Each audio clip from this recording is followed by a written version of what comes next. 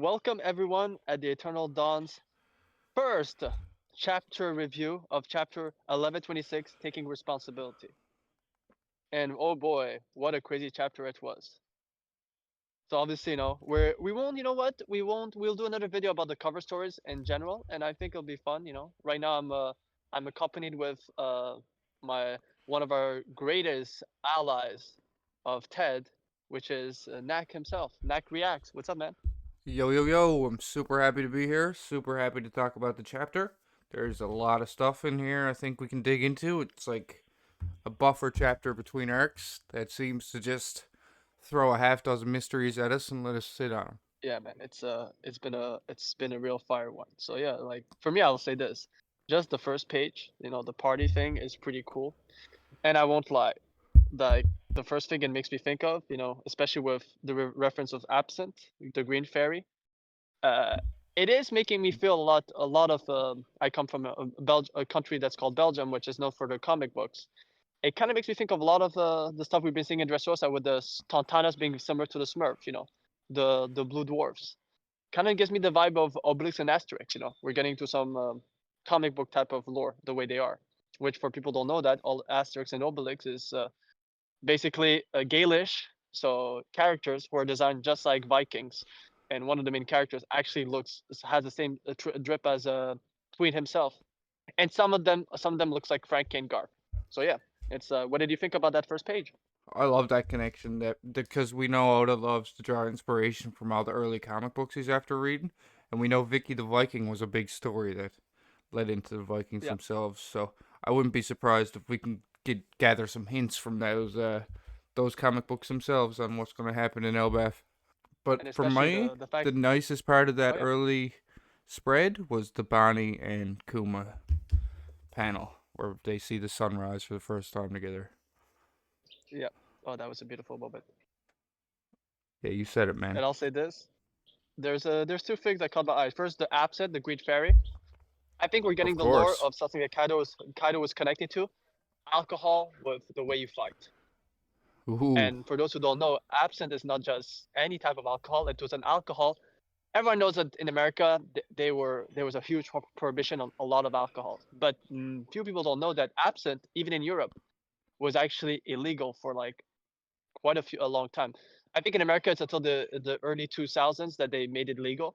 And here, like the best example is in Belgium. We literally have an absinthe bar that's called the Floris, which is the flower, which is interesting. And yeah, and then we even got it like I think it was in from the 1850s, imagine. 1850s to the 1920s. It was illegal in most Western European countries because of the effect of how it made you perceive how it made you it had those what's called hallucinatory you can refer it, not, I'm a French Hallucinogen. speaker, so Yeah, you tell me. yeah, yeah. Yeah, It has effect. some hallucinogenic properties, and it can definitely be Yeah, a hard time on the yeah, body. And there's stories of people actually watching other people shift and pull each direction and in which way. But yeah, the thing about absinthe yeah, is and it's that's not a true hallucinogenic.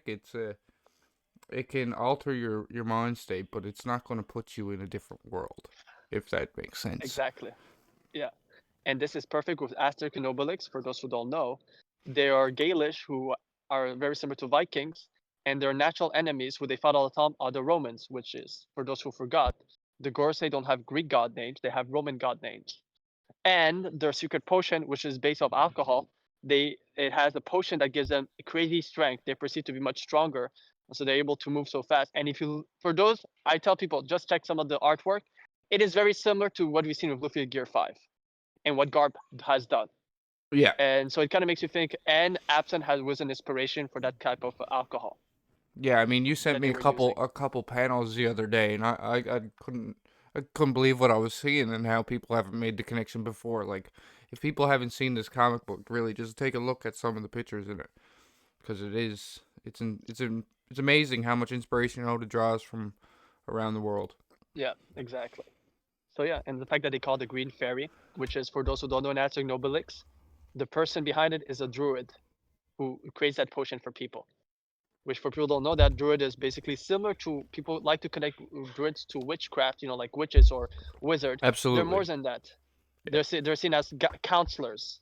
There are people who are always found in the forest, uses plants. So you could even say that some of the Straw Hats, a mixture of Nami and Usopp, does fit the druid theme. I've always said that. Nami and That's right. Usopp together, they fit the druid theme. Yeah, because druids. See, the thing with like we can get into a tangent about this another day on the whole language breakdown. But Yeah, druids were basically the word druid was come up with from the Greeks to classify a group of people that they couldn't explain, a group of people that lived amongst the nature. They understood the environment and they worshipped the forest and things like this. They all got blanket termed called druids, but in actuality, there's a lot of occult knowledge and history involved with that people could dig into, and unfortunately, has been lost to the times. yeah, exactly. So to get back into the chapter, the last thing, because you did bring the Kuma and Bonnie thing, just be up top when we see Luffy doing the Nika dance with that big piece of meat while what's her Robin smiling. Then you have the same panel of Jinbei smiling with Sanji and Zoro, Yep. Sanji and Usopp, and then you have Frankie and Chopper. It kind of makes me think, and it's crazy that we've seen in One Piece a lot of the bigger crews are themed after their captains: the base pirates, the Big Mom pirates, the buggy pirates. Right. It kind of makes feel like right now with how they're dancing, that Luffy's Gear 5 is affecting the theme of the crew. They're little by little start to have their own theme. The spirit of Nika has transcended down through his Yeah, crew. No, you're yeah, absolutely right. If you look at Brook, he's actually doing a very similar dance. We've seen him in that situation before with his guitar and his legs up, but it's very, very deliberate where he's placed in yeah. panel. He's right across from Luffy, and they're showing us the opposite, the left and right stance to this. And you get this beautiful moment where the Giants are actually doing the Frankie pose with Chopper Yeah. and Frankie. That's fantastic. It just shows that the Giants and the Straw Hats are going to become true allies. I think some people worried about that a bit when we learned Shanks was the controller of Elbaf. In a sense, people were worried that maybe perhaps there's going to be a clash here, but I don't think so. I think the Giants are the type to tell anybody what they feel, and they will follow whoever they feel like it, and they will celebrate with whoever they feel like it, and they're not going to let a Yonko tell them who they're allowed to be friends with. Hmm. Exactly. Not that I think Shanks would try to stop them, but a Yonko and a Yonko, there is going to be conflict down the line. I think we all know that. I can see that. Honestly, I can really see that. Yeah. And yeah, so let's get to the next page, which is an incident occurred just over a month ago, and it's basically finding out what really went down between Barto and Shanks. So, what's your thought on that whole exchange? This has been at the tip of my tongue for months now. We got the little touch of this. I think it was in a cover story. I could be mistaken. It might have just been a fast panel in a chapter, but we learned of Barto doing this. We learned of Barto burning the flag. We all had questions. What was he thinking? What was going through his head? Didn't he know that Shanks was involved with Luffy? Didn't he expect there to be some sort of backlash to all this? And here it is. Here's the event. About 30 days before the Egghead incident, this is what happened to Bartolomeo. And my God, is it not Yeah, it really is. heartbreaking? And I'll say this, as many people have heard me do, I still have my reservation as, is Barto truly loyal, or is he more of a fan than loyal? You know what I mean? Yep. Which is, we all know that there's a big difference. But other than that, it's a great moment for Barto because regardless of it, he took that poison like a champ. Yeah. Yeah. No, it was a great moment, and the we're getting these characters that we like. That character has only been seen twice in canon. Once in the first chapter, and then once in a little episode in Marineford. Like we actually need to flesh out the red haired pirates a little bit. So I don't mind these other top tier captains getting involved with scenes like this. But that panel of Shanks is so cold. He's Hmm. just faded out, the scar over his eye, and he's looking past Bartolomeo. But we all know that this hurt Shanks too. This wasn't something Shanks wanted to do when he found out Barto had feelings for Luffy the way he did. it was just, it was hard. Yeah, and and people are gonna give flag to Yasop for what he did to Barto. I'll just say this: he's just putting the same energy than Jory Broggy did, because by burning the Shanks flag, they did declare war to that territory. So They did. Yasop had to do what he needed to do. Yeah, it's like And at a deeper look on that, like we've seen the type of territory Shanks protects, they're not strong people. They're actually quite weak in terms of Yanko Cruz. Like yeah, we've seen a few of the captains that follow underneath him. Even Shanks himself looks at them and says, "You guys need to stay out of this because you're not fighters." For Shanks to let for Shanks to let a power crew come in and attack a territory with no repercussions would be opening the door to much more dangerous situations and much more deadly opponents to come in and do the same. exactly. Yeah, I won't lie. I've been hearing, and I think you've heard it as well. I don't remember if it came from you or someone else on our Discord, but Mm-hmm. someone brought up the point that my what if they're not Shanks isn't just taking out the kid pirates and the Barto pirate, that they might be like a stream, like the water Right, brings them somewhere, a specific right. area. Yes, I've heard this being talked about in the Discord as well. It's a great idea, and I wish I could give credit to whoever brought it up the first point. But the fact that Shanks is the one sinking these ships, and we know about the White Strum.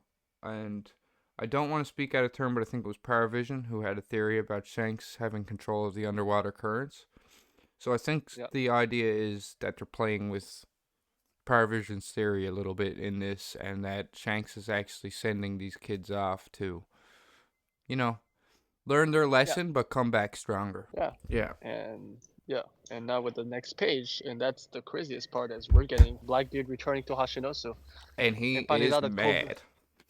Yeah, I won't lie. That scene with Avlo Pizarro, the way he is, and they're really playing on the trope of a cat with Avlo Pizarro, because Yeah, even the it's an way odd he's one, pulling isn't on it? the yeah, it looks like he's pulling on his whiskers, which people know that it's the last thing you want to do to a cat is pull on the whiskers. Like tail is okay, but if you pull on the whiskers, I never even it's game noticed over. that. That is great. Yeah, that is great. Yeah. So, and I won't lie, like a lot of people like have heard me have that take, and I'll just say this is another W on my whole Garp and Rocks connection. Which, for a reminder, I believe their eyes are the same person. I've got a video on our old channel last arc that you should check out. I might do a new version, like a shorts of some of the stuff. And I did call in some of my takes, and I think that was more on stream, that he would be turned into ice before it happened. And I did say that the next step of it is to bring Pudding near him, which he is now locked up right next to Pudding. Which is And for fantastic people, because you brought it up to me before, and I've thought about it since. But seeing the God Valley flashback through the eyes of someone who was there, the eyes of someone we know was there, and as reclaimed as the hero of God Valley, yeah, Pudding just exactly, had to come into play. exactly. And we might even find out the real connection between Zebex and Roger and Garp, which I've always said. That was my whole take, is that they made it seem like Roger was the rival of Zebex, while I think Garp and Zebex had a much closer relationship. And yeah, so it kind of makes you think that we're getting it. And for those people who are wondering why Pudding is that important, remember the one thing they realized in Thriller Bark with Ors is that he didn't have his life, his memories. He was so confused. And there was always this Hmm. thing is Moria recently was, and remember, and even talk about Moria escaping around the same time, which is interesting. So what would have happened if Moria was there with Pudding's fruit and everything? So I'm wondering if there's a storyline where we might get like we could have get into the depth of the God Valley flashback, which I believe the reason why Sengoku said what he said is for some reason Garb knows the most stuff, but something happened to him to make him unable to even remember it. Which that's what he said. Interesting. No, he acted fuzzy when he talked about it. Oh, that's Yeah. an old story, and just brush off his head. Yeah, and if Garp don't have But yeah, memories of it, but Pudding is around, then that could be exactly. a way of changing who Garp is in a sense. We've seen Yeah, that because before. people don't. Yeah, because people forget. It's not just looking to memories. There was that comment on an SBS about restoring as well, which is interesting. That's right. But yeah, And we've seen people's personalities shift based on their memories. We know Sanji forgot about Pudding and things happened. We know Usopp forgot about Water 7 and Soga King and Robin and became a coward again. Like, memories have a Exactly. fundamental impact on who you are as a character going forward in your story or your journey. So yes, I'm before obviously there's the I next love page it. is a fiery one. Yeah, Yeah, I but love that this one take though. honestly it does. Yeah, and it kind of makes you think of, and again, for people wondering, and that's why I've been saying it for a little while. People have mega parallels between Kobe and Ace, and Ace and Marineford and Kobe. I've always said it. I think it's Garp. And look at that Garp panel. That's Ace in Marineford and in Pal when he's locked up. Yeah, if you look at the Hachinosu raid now, you have to play a bit of um you have to play a bit of Jenga here with the panels and like, but it's Marineford in an altered sense, right? It ends with the prisoner and it started with the raid, right? Marineford Exactly. begins with the movement of the prisoner and ends with the raid. But if you look at Marineford, they both came down from the sky in ships. They both landed in massive fashion and then attracted the attention of the top players on the other side. You had third parties get involved. You had um, Blackbeard involved. You had Kobe involved. You had Garp involved. It's just a lot of cues in Marineford. And if you actually reverse the timeline, we can look at it. And Garp is Ace in this Yeah. little mini story. It's just it went in the reverse order. And I'm gonna make this my prediction before we go to the next page is the whole thing of Marineford was to bring out Ace's father out of hiding to force him into a battle. And Luffy, his brother, went there. So this is why it makes sense that when it makes sense that in this situation, if Luffy does go after it at the same time, there's a fleet of people who are behind Garp's son, Dragon, Right. pushing Dragon into the story. Because we've seen Dragon does care about Luffy. We're not sure about about Garp for some reason, but it does seem that in Dressrosa, the Reds made it a clear point that they would only attack the Marines if they attack them. You guys are not my enemies. Right. And So on the point about uh, if he cares about Garp or not, we know that they have communication. They have to, because in the introduction chapter for Garp, he mentions how he knew that Luffy and Dragon ran into each other. mhm. There has to. Well, And now, also now I shouldn't jump to conclusions saying they have to. Now, the Marines could have made a report about Dragon being there, but I thought specifically Smoker said to not report that Dragon was there. I could be going off on a tangent there now, but the Blackbeard stuff but is super spicy, man. It's the stuff that we've yeah, been waiting for. It's the stuff that uh makes you think even bigger than before. Because whenever Blackbeard's on panel, it's like a level up in stakes every time. He comes around and it's like, oh my, what's gonna happen next? exactly. And yeah, and with that in mind, what did you think of the next page, which is finally finding out where Lafitte has been hiding all this time? Oh my, yeah, no, this is incredible. So basically, from this, we get confirmation that the Navy and the underground criminal syndicate are inherently connected. Their shipping headquarters, her headquarters is ran by Umit. Umit, we know, is one of Yeah, the underground emperors. We know Stussy was involved with them. We know Morgans is involved with the government for obvious reasons. We know Dufeld was involved with government experiments when he funded MADS. There's just a few others of these characters we haven't touched on yet, but we can assume that they're all connected to the government in some way. The government has a hand in the underworld. They obviously have a hand in the real world, and they obviously have a hand in the upper world. yeah. But the spicy thing I about would. this unknown, sorry, go ahead. No, I was just gonna say, you're talking about the emperors of the underworld, where Morgan was introduced, with Yeah, Umit and Dufeld. I wouldn't be shocked that we'll find out that all of them represent like actually an enterprise. Like one handles the news, yeah. one handles the food, one can handle healthcare, maybe medicine. It's You it's know, Oda with throwing a people. mirror up to us too. You know what I Yeah, mean? And I like how yeah, you touched on the exactly. medicine because one of them's called Drug Peklo, and we've seen a bit of drugs in One Piece, and I don't like to touch on it. I won't linger on this too long, but they haven't been medicinal, right? They've Exactly. they've been almost like science experiments, and I wonder if that's why they're like that. Is because that's what the government's goal is. It's not to heal; it's to change. Exactly. But during all this spice, we see Lafitte, and he seems to be discussing what what sounds like a constant attack upon the Navy headquarters. And if you look close at the panel, there's a lot of damage on this city. And if this isn't supposed to be, this is supposed to be real time. We're not looking at a flashback here. The curious thing to me is what's causing all this damage on the regular at this port. So that led me to think, like, well, maybe there's something in the water, but then they say the ships are exploding on the way up. So now I'm firmly in the corner that there has to be someone from the Revolutionary Army there. And we had a great chat about this, and I like where your head's at with it, because I think there's only one option it could be, and that's Karasu. Karasu is the only commander we haven't seen since the Reverie incident. He's the only one that wasn't seen on Kamabak Queendom, and he's the one individual I can think of that could run an operation like this undercover, a one-man siege on a shipping headquarters. I think I think it's setting up towards something very similar to Alabasta and Dressrosa, and that's forcing the public into a civil distrust, creating a civil, a civil war in a way.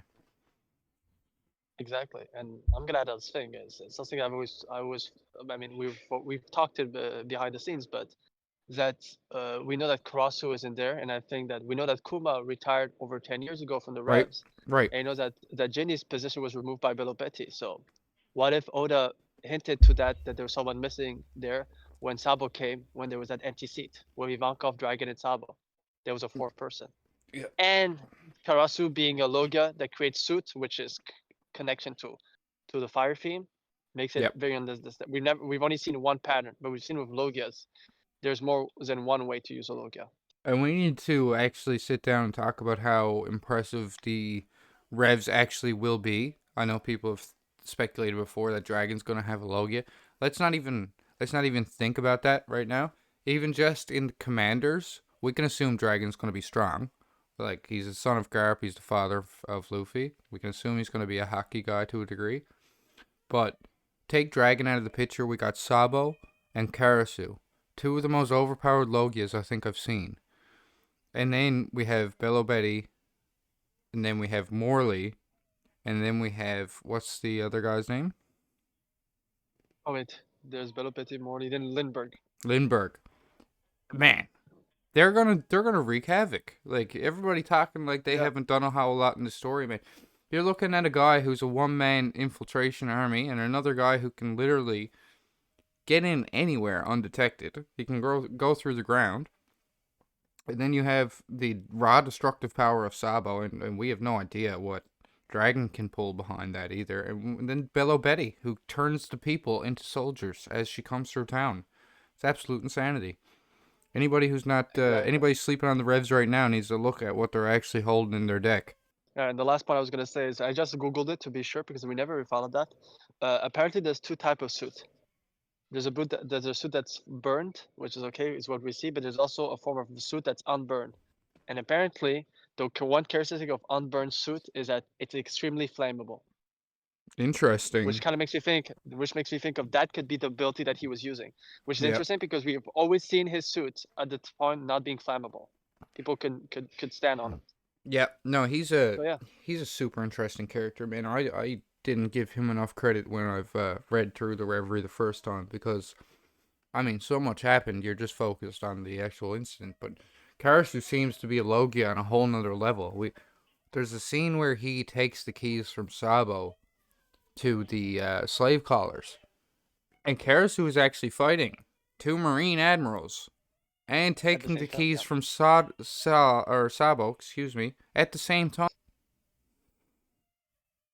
exactly. So yeah, it's quite interesting. So yeah, it would make sense because we looked at it with Nak, and when Sabo goes to inside the castle, it's very clear that all the Revs, including Sabo, know that Kuma's not in the castle. Right. But then just before that they're showing all of the Revs and Sabo entering the castle. And if you actually look into it, you can see that discreetly Oda purposely removes Karasu from any panels without us realizing it. Which I think there was three plans. Declare war with the world government. The second plan was Sabo to create a huge distraction, which will help with that declaration of war. Mm-hmm. Thus, that newspaper, even though they were upset at what they said, it did play in their hands. They needed to ignite the flames of liberation, of freedom, of the revolution. And And how I well did believe that then work? the third plan, yeah, and then the third plan obviously was Kuma. But that's why I think that in the plan of Sabo, he was supposed to be a distraction, but at the same time for Karasu to be placed in the place, hide himself in plain That's sight correct. with a yeah. And he has an ability with Dressrosa where he can fly long distance. So I'm not saying he can fly back up to Kamabuka Quintum because that's a whole different level of flight abilities. But it could be that there is a ship docked not to in a certain distance, but not easy to get to. But And Karasu could get to that point. I'd say like yeah, that might be a long distance, but who's to say he couldn't do it? It might just take him a long time, but realistically, from the feats we've seen, there's nothing to say that a Logia that can turn into birds couldn't fly across this world. Yeah. Considering the Flamingo with a Paramisa, he was able to fly on top of the sea by connecting to clouds. So Yeah, it might not be the fastest means of travel across the Grand Line, and we can assume that it probably isn't, but he's still probably the most mobile, one of the most mobile characters amongst the Revolutionary Army, and that would fit the whole one-man infiltration team here. But exactly. going on Yeah. from that panel is very, very interesting because the Blackbeard says for him to get ready. You know, there's something they have in the books to happen coming up. But we also get Caribou showing up to Hachino, and he seems to be panicking. I'm like the panic on his face makes me wonder if he actually doesn't have anything for Blackbeard. This is like the moment where this is going to be the straw that breaks the camel's back. We've all suggested before, but like he's not actually a fan of Blackbeard. He's not actually trying to be with Blackbeard. That was his way off Egghead. He took it, and now it's time to bite the bullet. He's at Blackbeard face to face, and this is why he's panicking so much. For him to panic Oh, about the island fruit in that manner is very, very odd considering he's seen Pika and Dressrosa. yeah. And I won't lie, and people, I've one of my first video on our previous channel, the last arc, was about talking about how Shiro the Rain might be the jailer who told who told who's who about the Nika fruit, and in which I even brought the panel where Shiro even says that he's possibly he even said to Blackbeard, I was waiting for someone just like you. So, and I've always said this. We've seen that Mr. 3 and Mr. 1 are back in Cross Guild with Crocodile. Right. We haven't really seen, other than Miss Golden Week, we haven't really seen all the other Vorkors, which in the last cover story, Miss Doublefinger did say to Crocodile Mr. 1, whenever you get out, if you ever get out, you know where to find us. Absolutely. And there was an SBS drawing of a Mr. 10 that Oda hasn't couldn't introduce in the story, but he was sad that he couldn't. That looks Classic just like Mr. a skinny 10. version. Yeah, Yep. yeah, a skinny version of Karibu. And interesting enough, when Karibu was introduced, he was introduced with the symbol X on his shirt, which we'll think of crossbones or the X of Vivi, but also X means number 10 in Roman Right. numerals, And which is interesting. I love your thinking there because it's been my idea for a long. Not my idea because it's not. I never come up with the idea. I actually heard it first from Randy Troy. Shout out to Randy Troy. But yeah, no, I love the idea that Crocodile was originally supposed to be feeding into uh feeding the information to Caribou on what to be doing. But looking at Yeah, Caribou, we need to think about the fact that he has an unresolved cover story where something very weird happens. Some weird things happen. We find a weird dictator type army person that looks just like Caribou. And we also have a brother of Caribou that hasn't been involved in the story in quite some time. And we know that he was very exactly. close to Caribou at the beginning, and I'm wondering if he's in fact in that swamp. Ooh, that's interesting. But yeah, because my whole thing is I think Caribou was supposed to get close to both Luffy and Blackbeard, and I think this is why I think Caribou's not in danger because if it's Crocodile behind it, I think there's one information that he's gonna give to Blackbeard I, purposely s- to, you know, Not to to, be, to too contrarian, like, I agree with what you're saying, but I think sure. Caribou might be one of those characters like, um, excuse me, Conjuro, where we look at him as like a bit of a joke and a laugh for a long time, but when he actually shows us what his devil fruit can Exactly. do, we're gonna be like, shit. They should have took care of him back in Fishman Island. Yeah, exactly. And people know that whatever Crocodile's plan is will involve Luffy because it was at third Marineford. But don't forget, the Crocodile, even though if you look at the panels, he never took Blackbeard as a chump. So it could make sense that there is that one information that Blackbeard will be fed.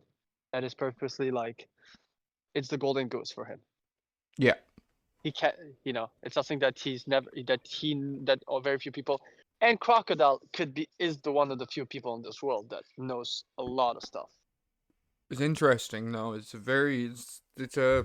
a loose thread that Oda hasn't played with much, and every time he tugs on it again, it gets bigger and bigger and bigger, and starts going further and further into the story. So Caribou is going to Yeah, be in the end game, unfortunately, for all those people who hate him. I know there's a growing number of fans who think he's just disgusting. He is a disgusting character, but that's intentional. We're going to see some very nasty betrayal from this character. Oda doesn't draw gross characters and give them a good moment. They get a nasty, horrible character trait that's attached to them, and we're going to see it in play. but yeah, But talking about yeah, all this confusion, all this spice, and where things can go, we hear about a weird drink called Green Fairy that can cause hallucinations and stuff. And then at the end of the chapter, Nami wakes up in a strange room. What do you think about this, man? This is weird. so I'm the parallel king when it comes to all of those stuff, and it immediately made me think of what Drum Island. First of all, reminder: Drum Island was Vivi at the time is Wednesday, with Karu and a prince character Karu a bird and a prince character chasing after the Straw Hat. And there's this whole arc with Wapol, and interesting enough, the six Straw Hat who seem to have disappeared, are the six ones who were in Drum Island. And Yep. for a quick reminder, there were only 6 members between the time of Drum Island to the end of Alabasta. Mm-hmm. It's the only time where there were very 6. In the Sea Train, there were also 6 when Robin left in Water 7. I But will and put that's why in I the think that caveat that we know Vivi did travel with them. Yes, we know Vivi traveled with yeah, them, but she didn't put the X on her arm till right into Alabasta arc. yeah, And that's kind of what exactly. Cube is saying here. Like the Straw Hats were 6 with 1 ally, or 2 allies if you count Mm, Karoo. There was 6 Straw Hats traveling with 2 allies for most of the Paradise yeah, part between Whiskey Peak and exactly. Alabasta. Yeah, I agree with you And 100%. yeah. And this whole arc started before they met up with they really knew Vivi. It started this whole arc with being swallowed by a giant whale, and Right. this whole new saga with Egghead started with them all being swallowed by a giant mecha shark, Right. that was massive, but didn't happen. And instead, they met Lilith. Instead, in Twin Cape, they met Crocus, both Mm-hmm. known for influential about the past. And so it Doctors kind of makes you too, think of right, in a yeah, sense. and Wapol, yeah, yeah, true as well. You're right. And the fact that Wapol, after God being defeated after Drum Island, he became a king toy maker. So it kind of Mm-hmm. made me think that we might be getting lures. And the fun fact about that is, just before why they went to Drum Island is because Nami got sick, and when she woke up in the castle of Chopper and Dr. Correa, she was disoriented just like right now.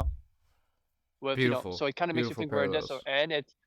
And we know that we know that after this adventure, we'll most likely be like if we're going to another island story. We know that Elbaf most likely will be the next one.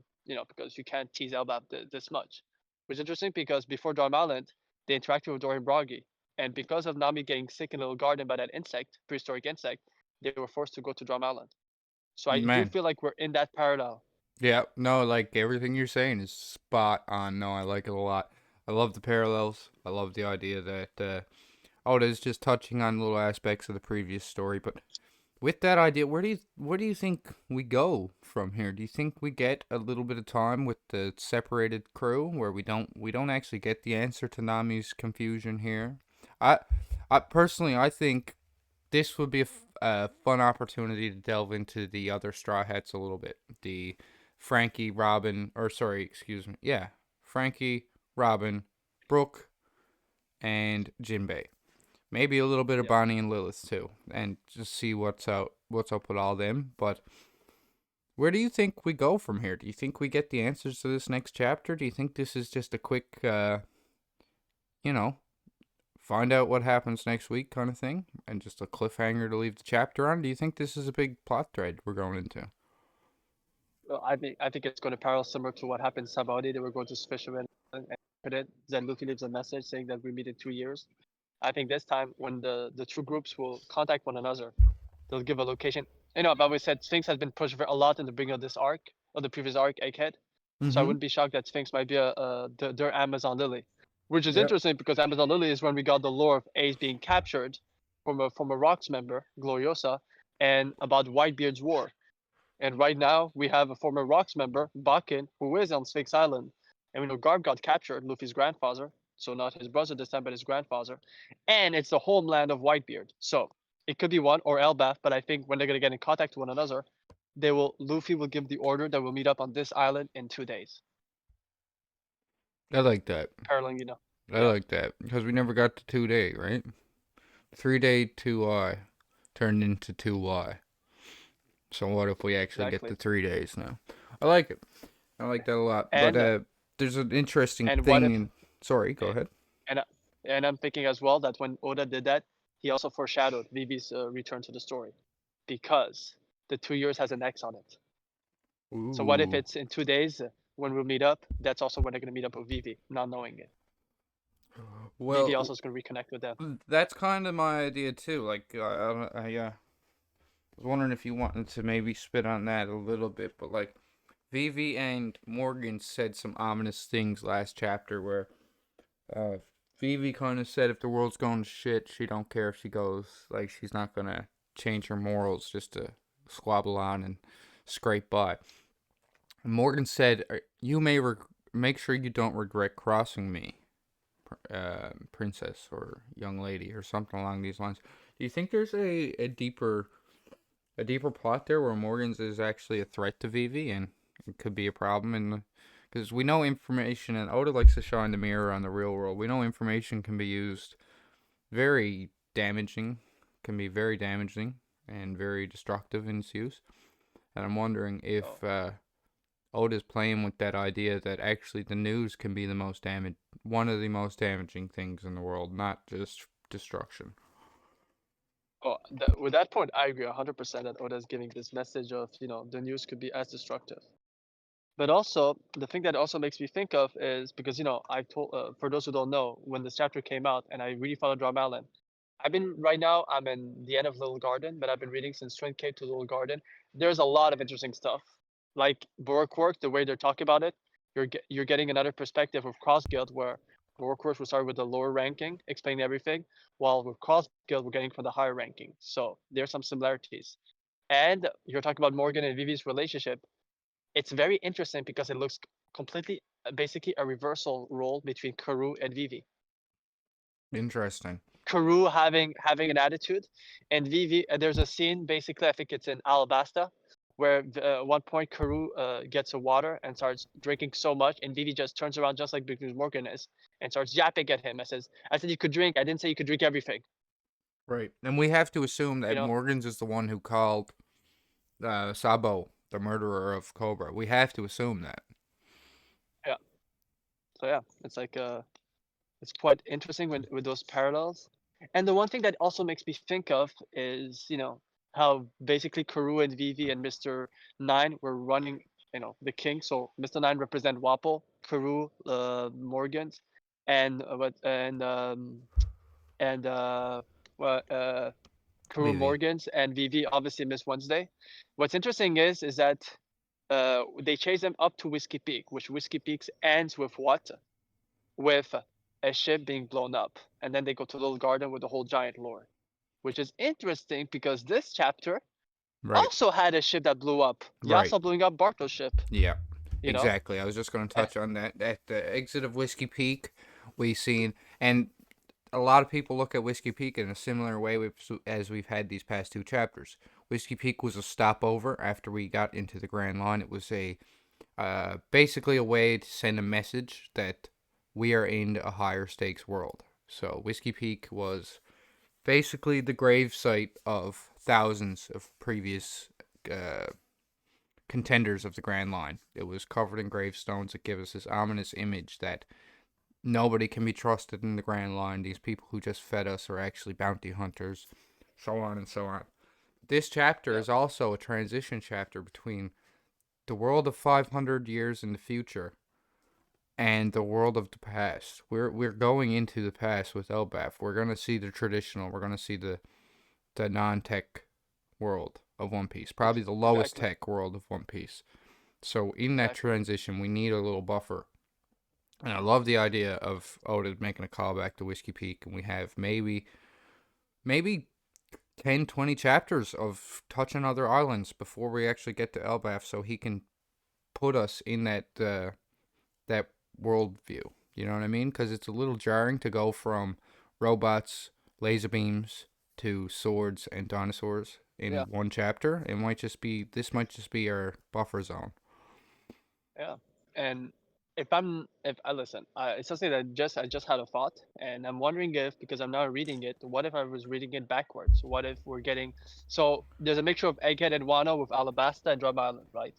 What if up to Lodestar, which is where we got all the lores, the beginning of the Grand Line, we got all the lores about lock poses, which people are predicting Lodestar is when we're gonna get the last lesson, the Mm-hmm. last lesson of lock posts to understand everything. Yeah, What if that makes basically sense. we're living in reverse? It's from Alabasta to Twin Cape. And that, yes, no, that could be very fun. No, I like that. I like that a lot because if we look at Wano in a sense, it could be an Alabasta type situation. Okay, check. And then we look at Egghead and the doctor situation. And then we look at Drum Island and the doctor situation. And now this end chapter of how Egghead's ending. Check. Yeah. So maybe what we're going into is the pre time skip parallel or inversion of Little Garden, just much more expanded upon.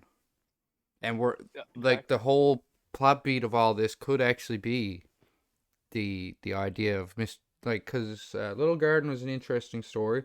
It's a lot of fun. People like to, people enjoy Little Garden Yeah. a lot, but it's silly. But this could be a lot more And serious in the sense that a civil war breaks out due to betrayal like this, due to some, yeah. you know, what Mr. Three did by And we'll, interfering with an agreement. hmm You could see someone interfering with an agreement between two tribes of giants, maybe, in Elbaf, and a similar situation, but much bigger scale. because if it, I would go that with Little Garden, whatever we get the Little Garden parallel, because people forget in Little Garden we got the trope of islands by Vivi that don't evolve, that stay in time. Then we Right. found out that the Bragman book, an old fable with an old stories in it, where they talk about the fables of the Nika, the god Nika, of Elbaf, they referred as Little Garden the land of giants. And with that in mind, it also makes me think of Zoro, Vivi, and Nami were stuck in what would seem to be a wedding cake. And as we know, there is a certain former Yonko that we don't know her whereabouts.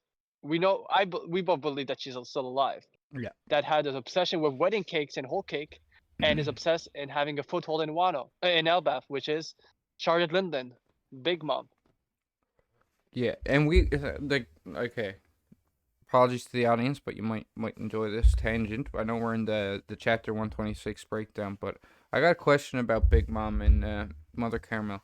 Did Prometheus survive after Mother Caramel disappeared?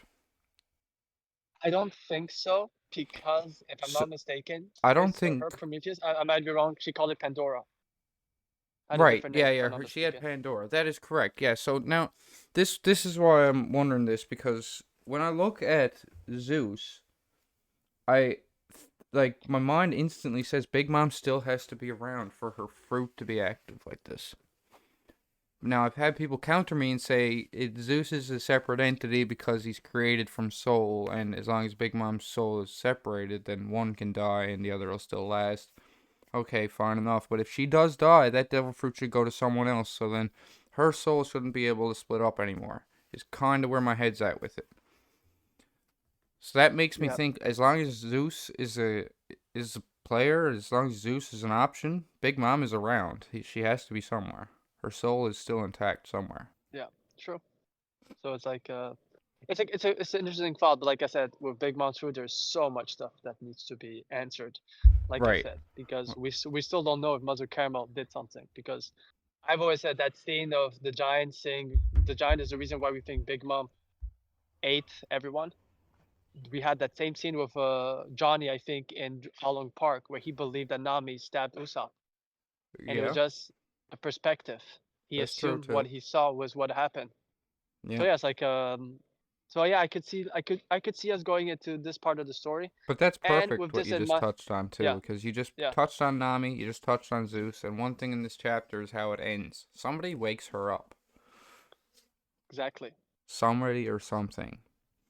Now, I've pointed it out to a few people. I've seen it on Twitter myself floating around a little bit, but it seems to be a little puffball, maybe a little cloud behind Nami's left shoulder in the last panel. I still think it's Zeus. I'd love to get some other ideas on what it could be. I've heard Vex say that if it is just like if Nami is small in a big place, like that could just be dust, like literally a dust cloud, just you know what I true, mean? And yeah, it's interesting because she's also equipped with a sword there, and Nami doesn't use a sword. We know this whole thing about Nami being in different clothes is very sus anyway. But let's look yeah, at the sword and and the other shoulder. Like that's what I'd like to wonder what's on the go about. yeah, in this whole part of the story, the saga, the Alabasta, because we forget that there's an Alabasta arc, but you have to consider the moment Vivi was part of them. So Whiskey Peak to the end of Alabasta is the saga, and it was Mm-hmm. all about fighting for Vivi's birthright, her people. So it could be us finding out about where Nami's because Nami is, if I've always said it, if someone's born special from the Straw Hats, it has to be Nami because of her weather gifts. Yeah, And in Whiskey Peak, for people who forgot that, when Zoro explained that he just drank so much alcohol that he has such a high tolerance, that's why he wasn't affected by it. Nami says that beer doesn't affect her, almost like regular people. She gets drunk, but she's still able to take control of herself. that's a And great right thing. now is a Yeah, I yeah wanted to touch on that myself because people are thinking the absence is about this, and I understand. They mentioned earlier in the chapter the absence can cause hallucinations. Now we're in this weird Legoland, but Nami, if it was any other character besides Nami who woke up in this situation, I'd add more credence to it. But Oda has come out in SBS and in panel and said Nami can drink with Zoro and even drink more than Zoro. If Nami is the one waking up in this deliberated state, I don't think it's the alcohol. I think there's something else, personally. yeah.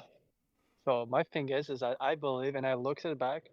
Most of the time they deal with what alcohol, like beers and wine, especially with Nami and cover arts. Right, right, right. And I'm wondering is because of we know that she's from somewhere. I don't think I don't know if it's gonna be a whole cake situation where we'll find out her actual family, or be like a Wano situation where we'll find out where basically her family lines came from. But just a small lore, but not in depth. We could finally get an explanation of maybe the reason why Nami never was affected by alcohol is because of her people. They were known to people who are big drinkers. If you want, we use the Vasco Shots title, heavy shot, heavy drinkers. Maybe absence back then was the one thing that affected them. That's funny you mentioned Vasco's shop because we know our boy Blackbeard doesn't collect fruits for no reason. Every single one of the fruits on his team has a purpose, and he's got the rum fruit. Very, very weird. Recently, we got an announcement about some other structures in the One Piece world. I'm still on the Yeah. belief that they're all going to be bridges, but I'm not going to stamp that out just yet until we see something else about it. But they were all named after alcohol. So we had tequila, bourbon, whiskey, excuse me, tequila, bourbon, vodka, and rum. And Yeah. then this chapter we got absinthe. Early on in Yeah. the story, we learned about a brew called Bink Sake. Bink Sake has been integrally connected to the One Piece and to the Void Century in some way or another, and it's connected to all of our characters in a way or another. If you look at the lyrics, there's something in it for every one of the Straw Hats. So I don't know where Oda's going with the alcohol. I'd love maybe someone in the comments has an idea what all this alcohol inspiration could be about. If if there's a legend that we're missing from back in the day about how maybe booze brought people together. I know Luffy's whole purpose is to bring people together, and it wouldn't surprise me that alcohol was used in that way. I know there was feasts in Roman times. There was people used to break bread, drink wine as celebration. Mead halls in Nordic tradition were obviously the place of ceremony, the place of reverence, where everyone would meet every day at the end of the day. You would share one building because it was easier to heat one building. People would share mead and stuff. It's all. I'd love to hear what some people think the alcohol is leading to. Yeah. And you know what also makes me think of? How with absinthe, it's a drink where, for those who have never drank absinthe, it's a mixture of, the green fairy in real life. And they also call it as a slang, the green fairy. It's usually you drink it, you heat up, you put first a cube of sugar inside the absinthe, take it out, you burn it, then you drop it, break it, and then you drink it. So it kind of Interesting. makes me think of we might get understanding how alcohol affects people or certain food affects people in this world. I know it sounds crazy, but absinthe is like the closest thing to brewing a witch's potion in terms of alcohol. Yeah. Like light But it yeah, on it's like fire and for stuff. me. It's So cool. I do think that we're going to get and on the TED channel we're working on two Nami scripts. We have two Nami scripts. Nami, One of mine and one of 3 day trip.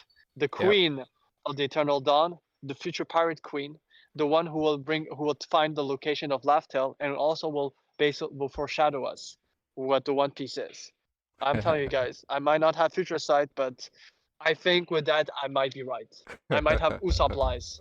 Every lie comes to reality. I'm just Uh, saying it now. So, and on that but yeah, point, we also have our boy Smokey put out a theory recently about Nami yeah, and her importance yeah, in the story. She's an integral character to the plot.